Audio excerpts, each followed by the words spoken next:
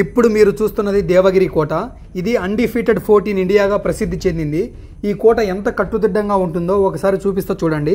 ఈ కోట entry gate నుండి main gate వరకు 1 కిలోమీటర్ డిస్టెన్స్ ఉంటుంది. ఈ 1 కిలోమీటర్ దాటి రావడానికి ఎత్తైన గోడల్ని పెద్ద పెద్ద తలుపుల్ని దాటుకొని రావాలి. ఈ కోట చుట్టూ పెద్ద పెద్ద కందకాలు తవ్వారు. అందులో మొసళ్ళు విష సర్పాలను వదిలేవారు.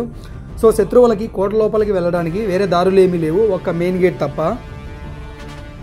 చూడండి, శత్రువులు అటాక్ చేసినప్పుడు ఈ మెయిన్ గేట్ కూడా పైకి లాగుతారు. శత్రువులు కోట లోపలికి వెళ్ళాలంటే నిచ్చెనలు తాళ సాయంతో వెళ్ళాలి. అది కూడా కోట పై నుండి ఫిరంగులు బాణాల దాడి నుండి తప్పించుకుంటూ వెళ్ళాలి. ఎలాగోలా శత్రువులు మెయిన్ గేట్ దాటి లోపలికి వెళితే చీకటి గదులు వస్తాయి. చీకటి గదుల్లో ఎవరు ఎటు వెళ్తున్నారో, ఎక్కడికి వెళ్తున్నారో, ఎవరిని చంపుతున్నారో అర్థమే కాదు. పైన నుండి బాణాల వర్షం, వేడివేడి నూనె పోస్తుంటారు. ఈ చీకటి గదులు దాటుకొని వచ్చేసరికి సగం మంది శత్రువులు చనిపోయి ఉంటారు. అక్కడ వెన్ను చూపని వీరులు శత్రువుల కోసం వెయిట్ చేస్తుంటారు. ఒక్క మాటలో చెప్పాలంటే కోటలోని వాళ్ళు నమ్మక ద్రోహం చేస్తే తప్ప ఈ కోటను జయించలేరు.